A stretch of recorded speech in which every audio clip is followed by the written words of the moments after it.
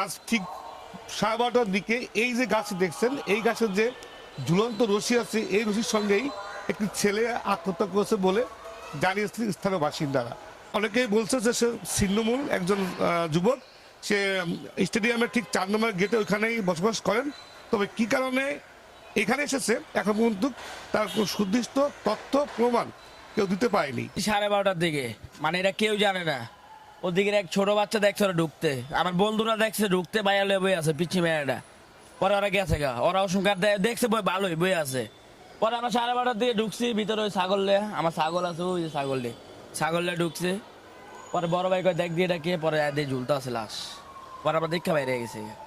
এই এলাকারই আপনার স্টেডিয়াম 4 নম্বর গেটে ওই গাড়ি মুড়ি, ওই স্টেডিয়ামের খেলাগুলো হইলে গাড়ি মুড়ি একটু চাপায়। মানে পরিবারের কথা আমরা বলতে পারি না। ওদের লোকজন আইলো, থানায় গেল এর লগে, মানে ওরা চিনে আর বাপ মানে আমরা চিনি না। মানে গাঁজা করতে ওর লগে আবার যে মানে অগর লগে বেডি তারপর অনেকটি বেড়া আইলো, এবার পুলিশের লগে গাড়িতে গেল। মানে যারা চিনে, আমরা তো চিনি না। আমগর বাসাতেই এখানে আমরা যা দেখলাম, দেখে আমি বাইরে গেলাম গা, মানে থাকা রিক্স এলি আমরা বাইরে গেলাম। চিল্লি করার পরে আমরা খালি ওই পাইছির ওই পার থেকে দেখলাম যে লাশ খালি ঝুলানো। তারপর অনেক লোক যখন এখানে পুলিশ সহ আসলো, পুলিশ আগে যাচ্ছে, তারপরে আমরাও যাচ্ছি, আসে দেখি ছেলেটা ঝুলানো। কি উদ্দেশ্যে যাচ্ছে আমি জানি না, দেখিনি। যে ঝুলাইছে তার বয়স কেমন হইতে পারে? আমার একটা ধারণা 18-20 তো হবি ছেলের বয়স। ওই ছেলে কি এই এলাকার? না, ওই কিছু এই যে পুলিশ যখন ওই যে ওই হুন্ডার দোকানে জিজ্ঞাসা করলো, উনি বললো যে ওদের 4 নম্বর গেটের ওখানে বেলে থাকে। বাঙ্গারি টোকাইতো, আর ওই যে ওদিকে নাইট গার্ড গুলোকে থাকতো, ডিটিমিটি করতো, আর একটু মাথার সেন্সও আউট ছিল।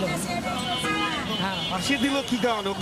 সেটা আমরা কিছুই জানি না। আর সকালবেলাও আমরা দেখছি যে বাঙ্গারি টোকায় আবার আগুনও পোয়া। সকাল 8টা-9টার দিকে ডেন্ডি রুমালের ভিতরে ডেন্ডি পড়ে যা, ওই জায়গায় বেলে দিয়ে আটকাচ্ছে ওইখান থেকে মনে করেন 9:30টার ভিতরে নাই হয়ে গেছে। তারপর আমরা দিইনি, 12টা বাজে খবর এলো কি ওই পাগলা ওই যে মন্দিরের পিছে মারা গেছে, ওই যে রোডের ওপারে নাইট ডিউটি করতো।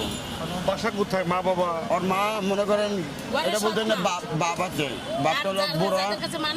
আর ওই যে সব থানায় আছে বর্তমান, তারা থানার ভিতরে কথা বলতে আছে, সবার থানা পাঠাইছি আমরা।